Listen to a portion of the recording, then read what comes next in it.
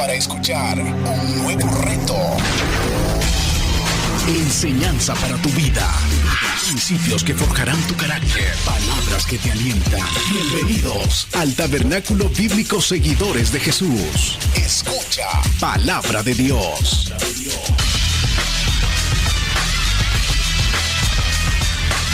La epístola a los Gálatas.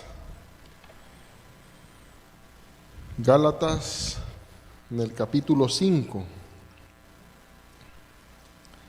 Y vamos a estar en los versículos del 13 al 18. Cuando tenga Gálatas 5 del 13 al 18, denme un fuerte amén. He titulado el estudio de esta noche, Libres para vivir en santidad. Libres para vivir en santidad. Así dice el Señor, Gálatas 5 del 13 al 18. Porque vosotros, hermanos, a libertad fuisteis llamados. Solamente que no uséis la libertad como ocasión para la carne, sino servíos por amor los unos a los otros. Porque toda la ley en esta sola palabra se cumple: amarás a tu prójimo como a ti mismo. Pero si os mordéis y os coméis unos a otros, mirad que también no os consumáis unos a otros. Digo pues, andad en el Espíritu y no satisfagáis los deseos de la carne, porque el deseo de la carne es contra el Espíritu y el del Espíritu es contra la carne. Y estos se oponen entre sí para que no hagáis lo que queréis. Pero si sois guardados por el Espíritu, no estáis bajo la ley. Oramos. Padre, gracias. Gracias por el privilegio que me das, Señor, de una vez más poderme dirigir a tu congregación. Te ruego, Señor, que perdones mis pecados y que me uses, que sea yo un instrumento en tus manos. Oro por los hermanos acá reunidos y los amigos y hermanos que nos ven a través de las plataformas digitales. Prepara su corazón, Señor, para que sea tierra fértil, donde la palabra que va a ser predicada esta noche caiga como una buena semilla y pueda germinar y pueda florecer y pueda dar muchos frutos. En el nombre de nuestro Señor Jesucristo te lo pedimos. Amén y amén. Pueden sentarse, hermanos. Vivimos en un tiempo donde el mundo exige libertad. Todos exigen libertad. Hombres, mujeres, adolescentes, niños, todos exigen libertad. Pero la libertad que exigen es hacer lo que ellos quieren hacer lo que les place hacer. Pero ese no es un problema nuevo. Desde Adán, todos los descendientes de Adán, en todos los tiempos en la historia, han tenido ese mismo problema. Movidos por el pecado, hacer lo que les da la gana hacer, lo que les da placer hacer. En el Antiguo Testamento podemos ver personas que hacían lo que a ellos les parecía bien. Si me acompaña usted a Jueces, capítulo 17, versículo 6, leemos que dice: en aquellos días no había rey en Israel, y cada uno hacía lo que bien le parecía. Si vamos más adelante, siempre en el libro de los Jueces, en el capítulo 21, versículo 15, leemos exactamente lo mismo. En estos días no había rey en Israel. Cada uno hacía lo que bien le parecía. Si retrocedemos a Deuteronomio, en el capítulo 12, versículo 8, dice: no haréis como todo lo que hacemos nosotros aquí ahora, cada uno lo que bien le parece. Y en nuestro tiempo muchas personas se quieren regir por lo que bien les parece.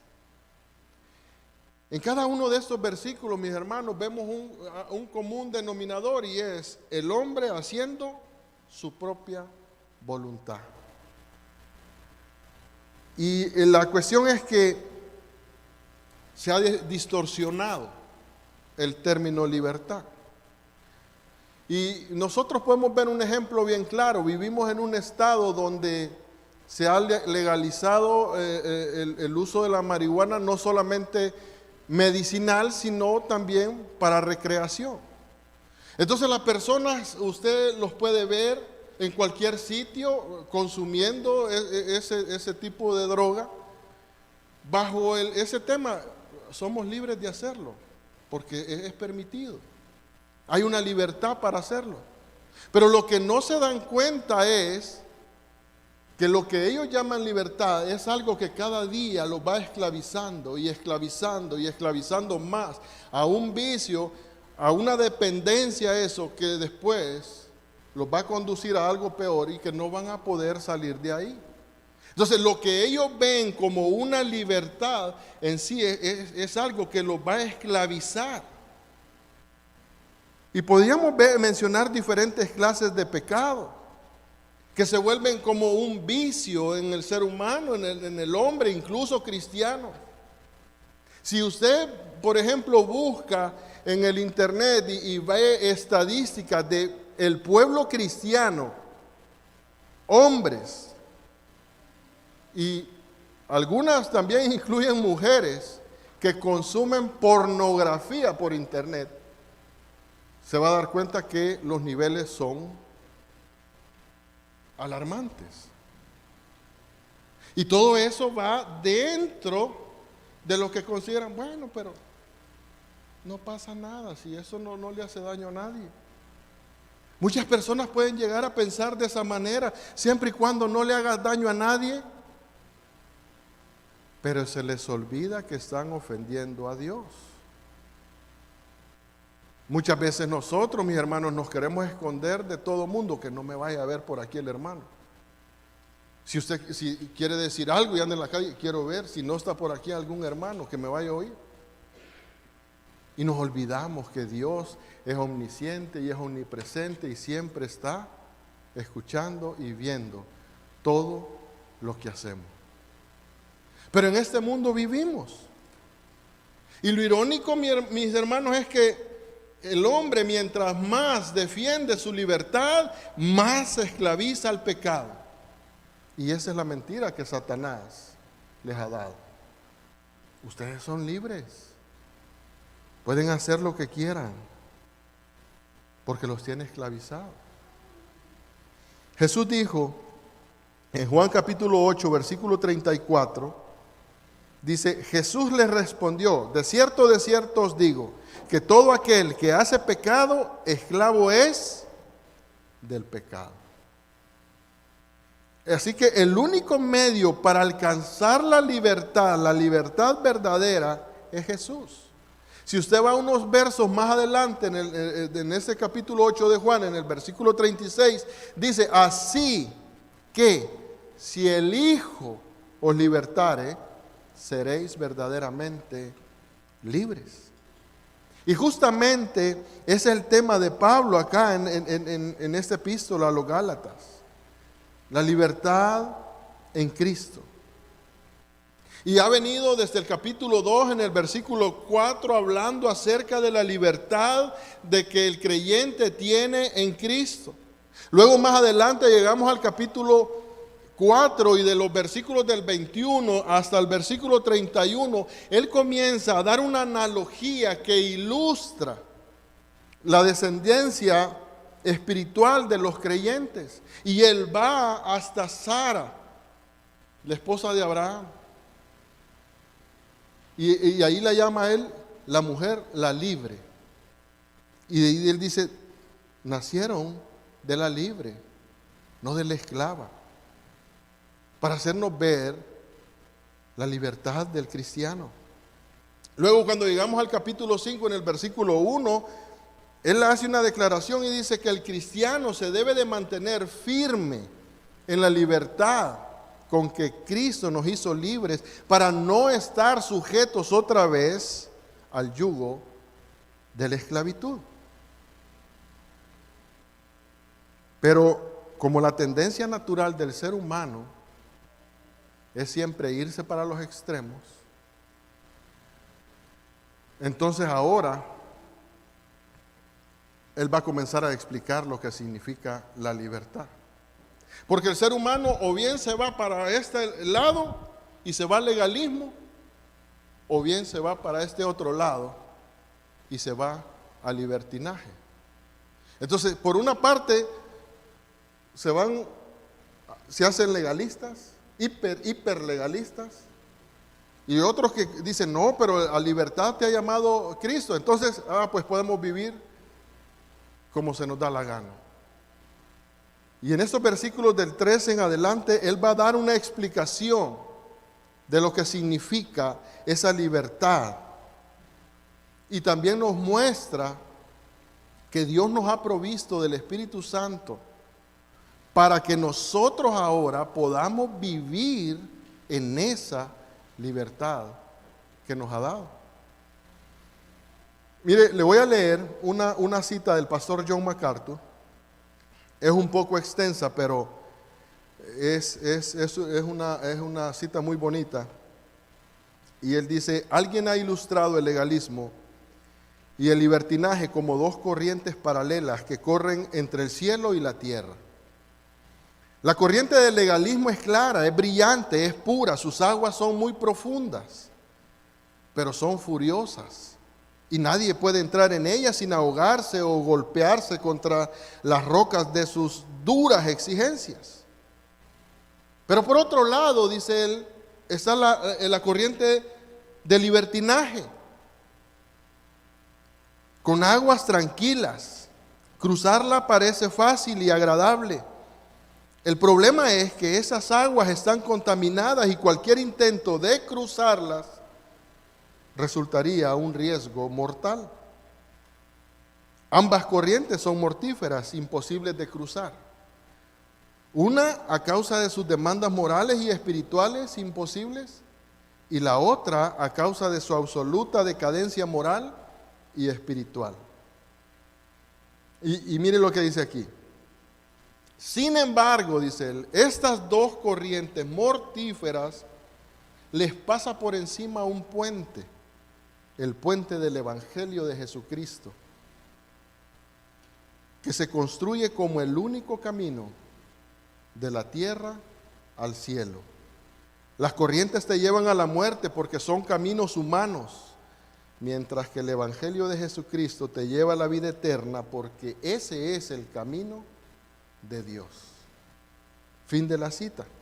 Y Pablo aquí, hermanos, insiste en ese tema de la libertad. A poder ver exactamente qué significa que el cristiano es libre en Cristo.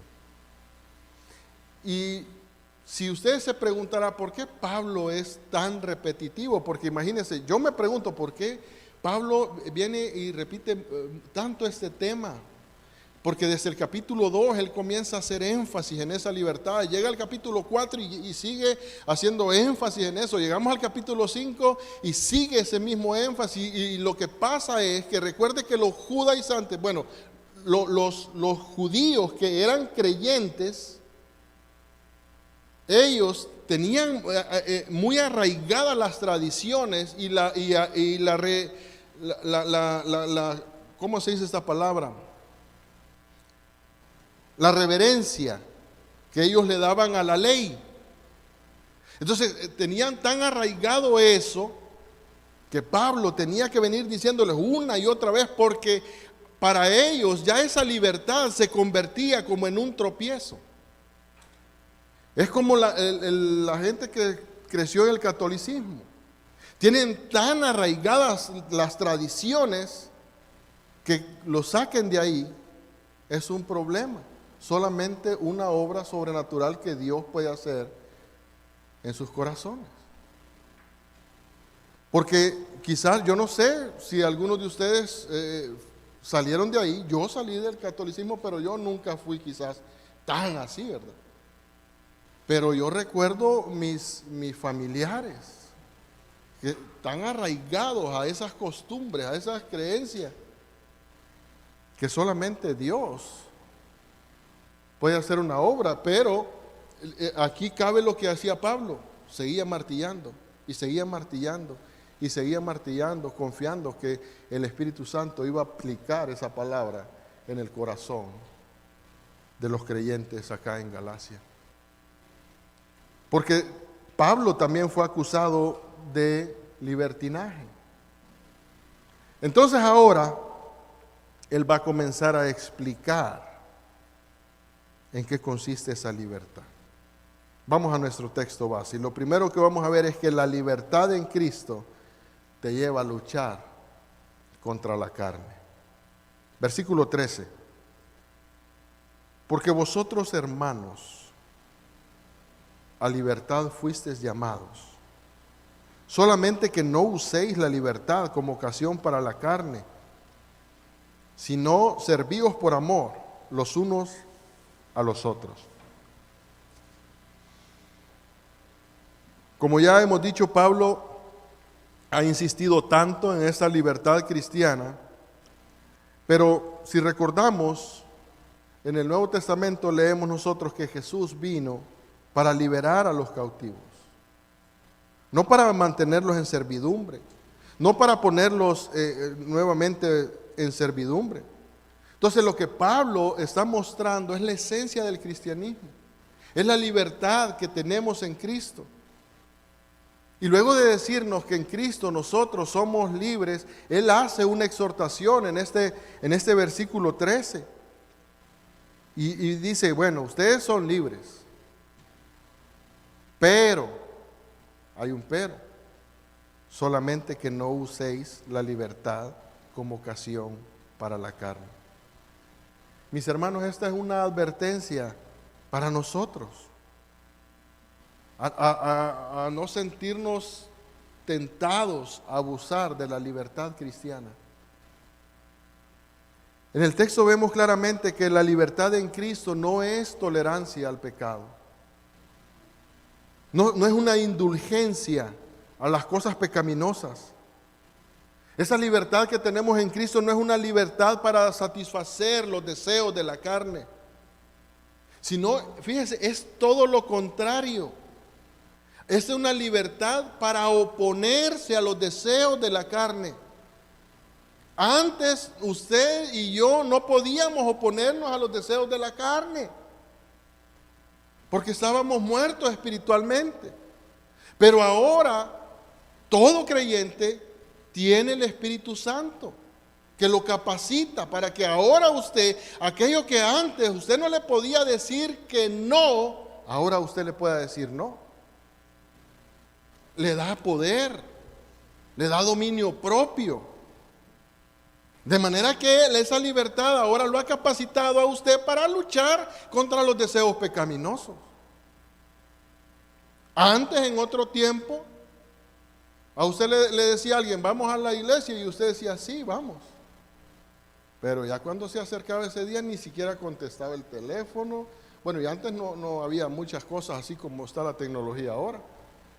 Pero si lo iban a buscar ni siquiera abría. Yo he contado en otras ocasiones. A mí me buscaban allá en El Salvador un grupo de jóvenes de una iglesia y vamos a hacer una reunión en tu casa. Sí, hagámosla. No, ahí en mi casa está bien. Cuando ya llegaba el día, yo oía. No habrás. Hermano, aquí estamos todos. Pero no abríamos.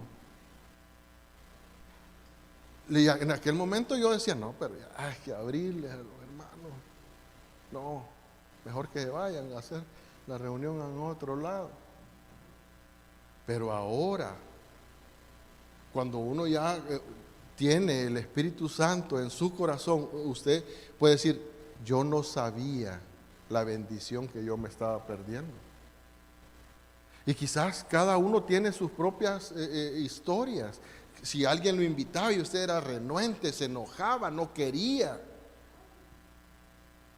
Pero ahora para usted es deleitoso lo que antes usted aborrecía.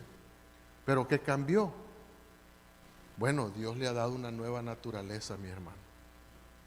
Es la obra de Dios en su vida lo que hace la diferencia ahora.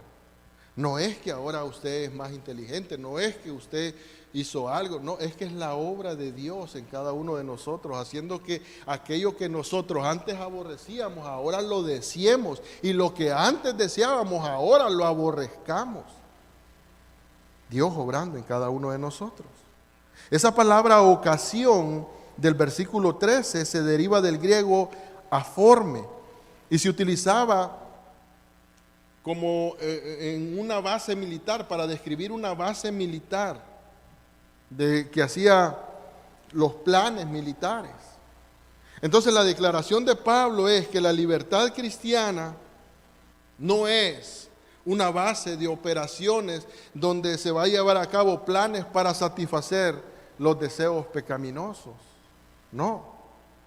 Esa libertad lo debe de llevar a vivir para Dios.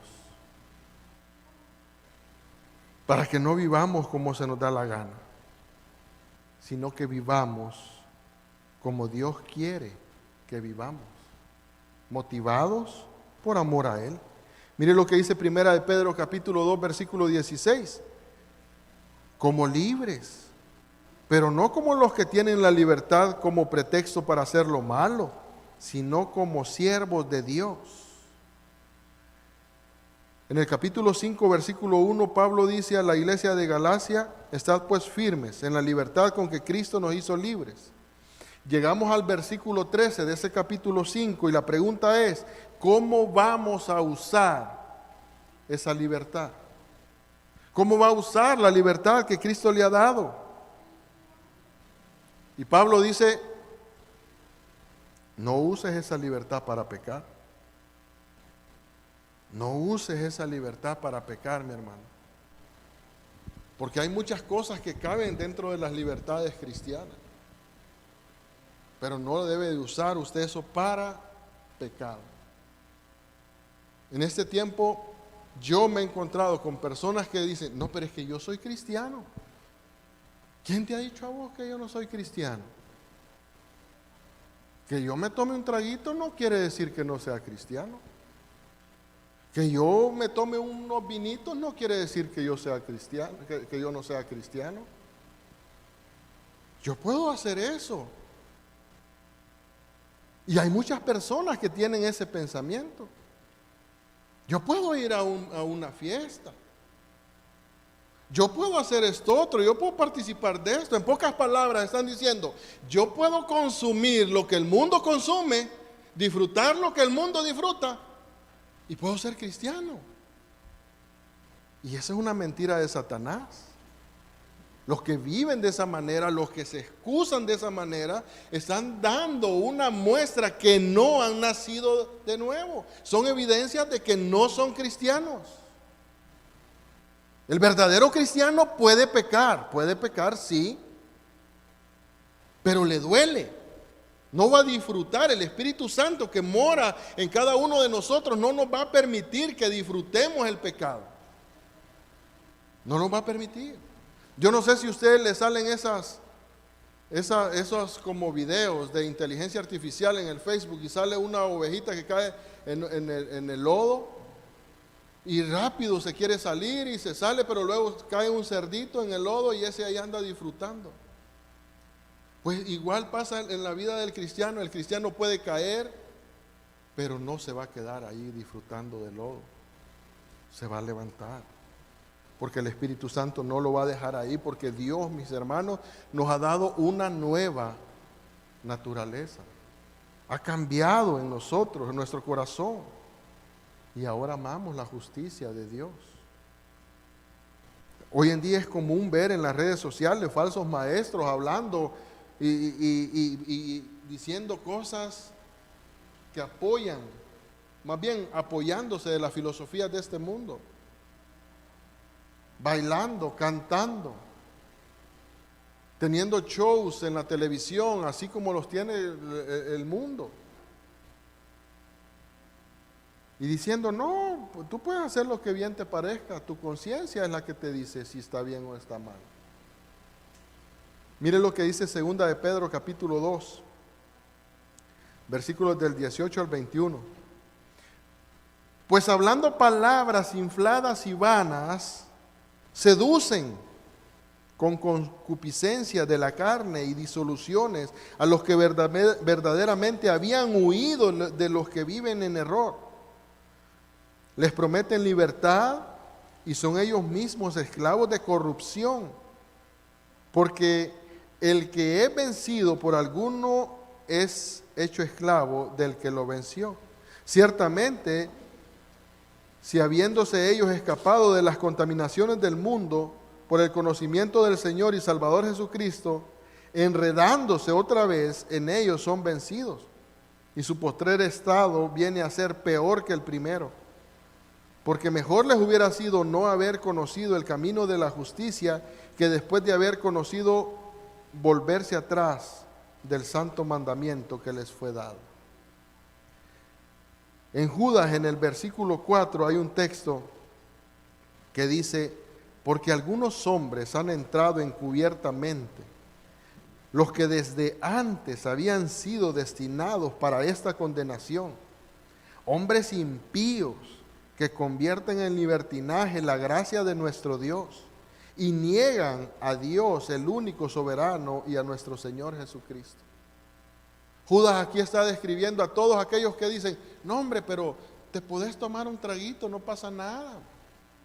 No, si vos podés tomarte un par de vinitos, no pasa nada.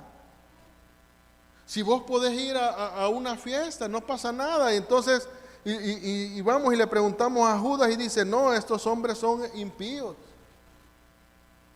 que desde antes habían sido destinados para esa condenación, que convierten en libertinaje la gracia de nuestro Dios.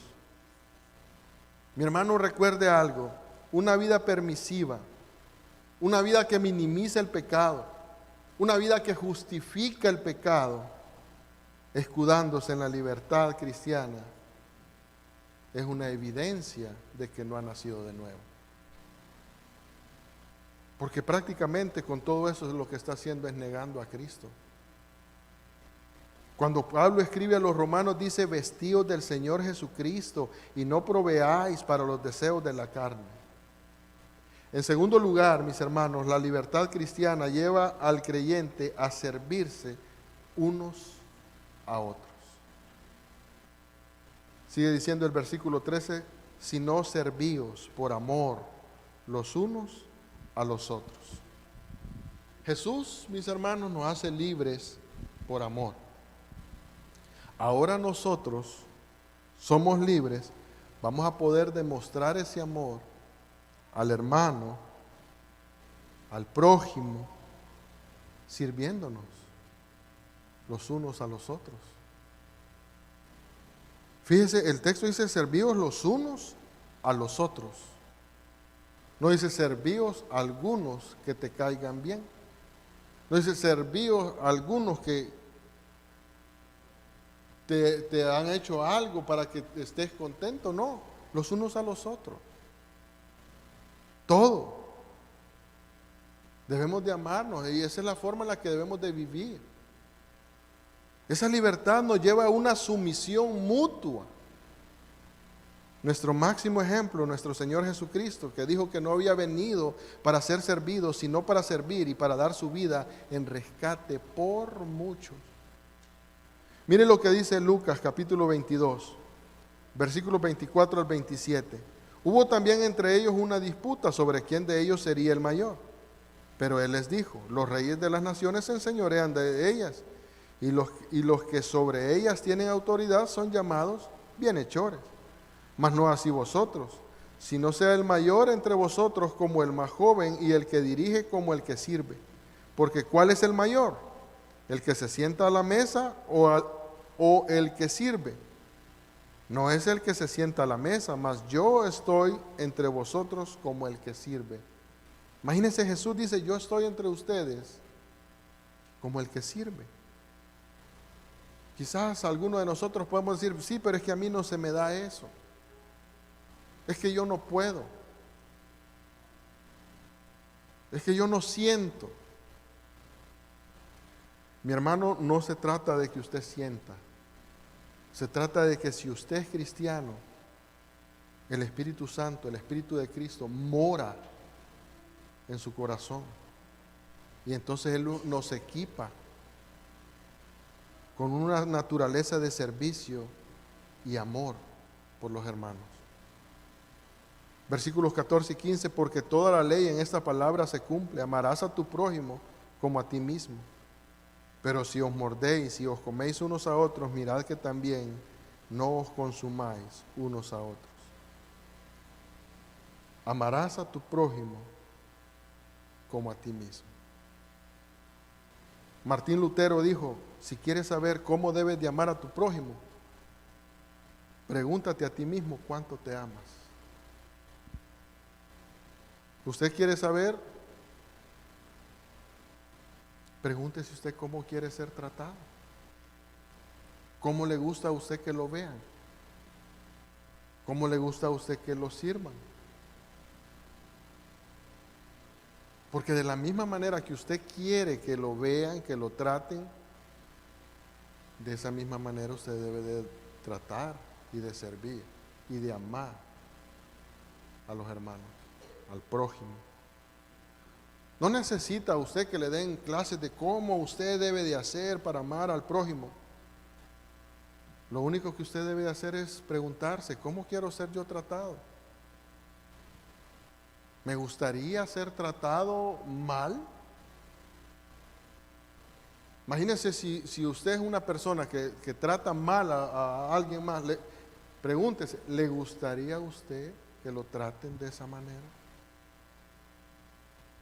No, ¿verdad? Todos queremos ser tratados bien. Yo siempre digo, todos queremos caer bien. Diga lo que diga cualquiera que diga: a mí no me interesa eso, yo no. Todos, hermanos, todo ser humano quiere caer bien. No hay ninguno que quiera caer mal. Habemos algunos que caemos mal ya, pero no es que nosotros queramos. No, imagínense, yo por ejemplo, como quizás me veo como apariencia seria, enojado. De entrada quizás caigo mal, ¿verdad? Ya digo: este hombre es lo bravo, cae mal. Pero yo no quisiera caer mal, sino que quiero caer bien, ¿me entiende? Entonces lo mismo le puede pasar a otra persona. Usted no va a querer caer mal, sino que usted va a querer caer bien. Entonces usted quiere que lo traten bien, comience a tratar bien. Usted quiere que los hermanos lo amen, comience a tratar bien y amar a los hermanos. Aunque los hermanos sean como sean, que no quieran dejarse amar, ámelos. Porque ese es el mandato que nosotros tenemos: amarnos los unos a los otros. En eso vamos a ser conocidos que somos cristianos, si tuviéramos amor los unos por los otros. Así que asegúrese usted de revisar en su interior cómo quiere ser tratado, para que de esa manera usted comience a tratar al prójimo. El servicio a los demás es la forma como mostramos el amor hacia nuestros hermanos. Mire lo que dice el versículo 15. Pero si os mordéis y os coméis unos a otros, mirad que también no os consumáis unos a otros. Y fíjese que aquí hay una advertencia. Si usted no ama como debe de amar, si usted no sirve como debe de servir a sus hermanos, a Dios primeramente y también a los hermanos y al prójimo, usted está propenso a volverse destructivo. Porque aquí dice el verso 15: pero si os mordéis y os coméis unos a otros. Y fíjese eso, cuando Pablo toca este punto de morderse y comerse unos a otros, en esa frase es usada para las fieras del campo, para los animales que luchan por supervivencia. Es decir, los que se tratan de esa manera son los animales que luchan por tener un lugar en la cadena alimenticia. No es la conducta de un cristiano. No es la conducta que usted y yo debemos demostrar ante los demás. Pero el amor hacia nuestros hermanos nos va a ayudar. Y también nos va a ayudar en muchas áreas a no ser egoístas. Porque desde chiquito el niño se va mostrando el egoísmo. El todo es para él, todo es de él y no quiere él compartir nada. Esa es la naturaleza nuestra. Pero cuando nosotros nos comenzamos a preocupar, no solamente por nosotros, sino por el bienestar del prójimo, del que tiene a la par, de su hermano, entonces usted va a comenzar a ejercitar lo que Pablo dice, servíos los unos a los otros. Y en tercer lugar, debemos de usar la libertad para andar en una vida en santidad. Versículos 16 al 18, y dice: digo pues, andad en el Espíritu y no satisfagáis los deseos de la carne, porque el deseo de la carne es contra el Espíritu y el del Espíritu contra la carne, y estos se oponen entre sí para que no hagáis lo que queréis. Pero si sois guiados por el Espíritu, no estáis bajo la ley. ¿Qué significa lo que dice el versículo 16? Andar en el Espíritu. Primero, para andar en el Espíritu, debe de tener el Espíritu morando en su corazón. En segundo lugar, tiene que ser sensible al control del Espíritu Santo en su vida. Para que luego, si usted tiene el Espíritu Santo en su corazón, si usted es sensible al control, entonces usted, lo tercero es que va a poder modelar una vida influenciada por el Espíritu Santo. ¿Y cómo luce una vida influenciada por el Espíritu Santo? Bueno, es una persona que se parece cada día más a Jesús y cada día está muriendo más al yo. Y esa es la meta de todo cristiano, parecernos cada día más a nuestro Señor Jesucristo y que el yo vaya desapareciendo, que cuando la gente afuera vea, lo que vea es el carácter de Cristo en nuestras vidas. Y muchas veces yo me pongo a pensar, como ser humano uno escucha tanto eso que usted tiene que pedirle al Señor que el carácter de Cristo usted lo pueda reflejar. Muchas veces se nos puede convertir en algo como una frase. Pero mi hermano, esa no solamente es una frase, sino que es una realidad que se debe de vivir cada día en nuestra vida. Usted debe de luchar cada día por reflejar el carácter de Cristo. No solamente es una palabra, no solamente es un conocimiento, debe de ser una realidad. Esa es la manera en la que nosotros debemos de vivir, reflejando el carácter de Cristo. Es cierto que en esta vida nosotros todavía tenemos luchas, pero Dios ha comenzado una obra en cada uno de nosotros y día con día la va perfeccionando. De manera que nosotros, mis hermanos, debemos de ir pareciéndonos cada día más a Jesús. La otra semana usted se debe de parecer más. El próximo año se debe de parecer más. Pero si pasan los años, y entonces y usted dice, bueno, pero yo en verdad no cambio. Debe de examinarse, debe de usted examinarse a sí mismo. ¿Qué está pasando? ¿Por qué? Porque nosotros debemos de cambiar, mis hermanos. Póngase a pensar, el Espíritu Santo es el que mora en nuestros corazones. Es el Espíritu que levantó a Jesús de entre los muertos. El que mora en su corazón. ¿Cómo es posible que usted pueda decir, no, pero es que no, yo soy así? Es que así eran mis familiares, es que ese ya es mi ADN. Mi hermano, tener el Espíritu Santo morando en nuestro corazón y decir yo soy así, eso es imposible. Así que nosotros cada día que pasa, el próximo año, en el 2026, nos debemos de parecer más a Jesús. Porque imagínense los padres que tienen hijos pequeños. Si su hijo pequeñito pasan 2, 3, 4 años y está pequeñito, nos preocupamos. Nos preocupamos porque algo no está bien. El niño va creciendo, lleva un desarrollo normal. De esa misma manera los cristianos, hermanos, debemos de ir creciendo en gracia. Porque una vida guiada por el Espíritu Santo no es legalismo.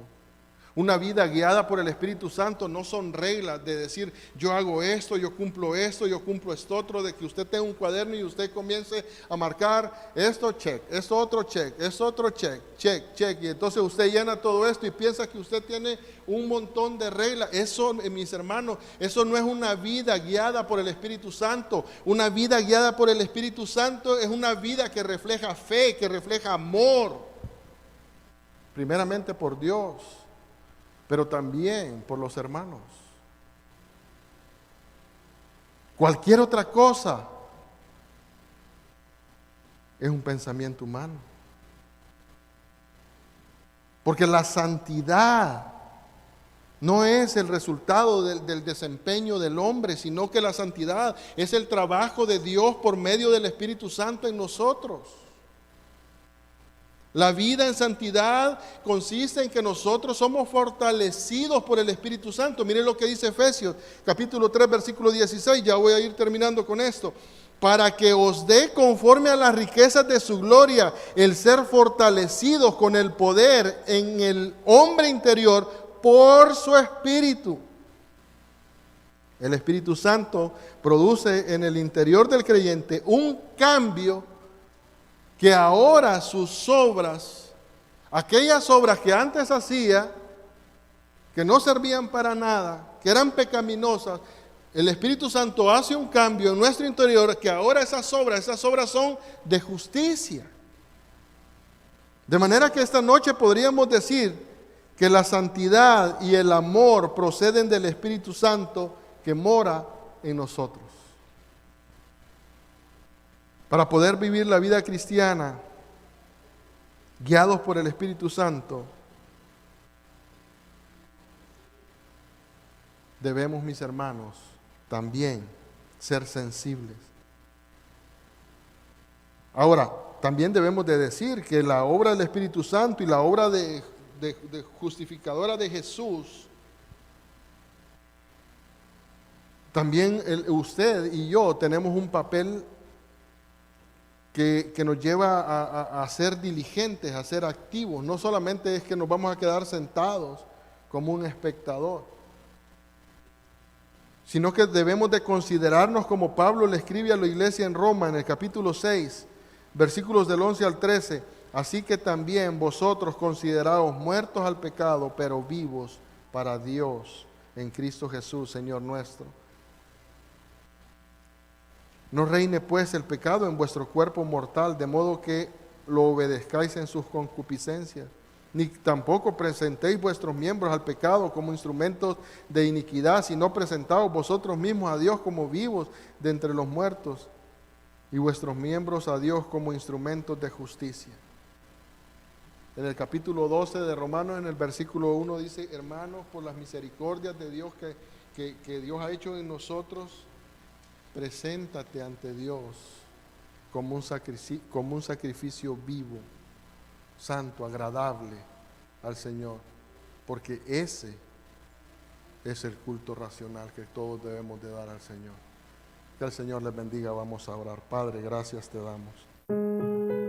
Gracias por escuchar este mensaje. Esperamos que haya sido de edificación para su vida. Si usted no conoce de Jesús y en este día está arrepentido de sus pecados, ore de esta manera: Señor Jesús, en este momento me arrepiento de mis pecados. Reconozco que tú eres mi único y suficiente Salvador personal. Creo que eres Dios, que moriste en la cruz por mis pecados y que resucitaste al tercer día. Me arrepiento y me confieso pecador. Señor, perdóname. y acéptame como tu hijo.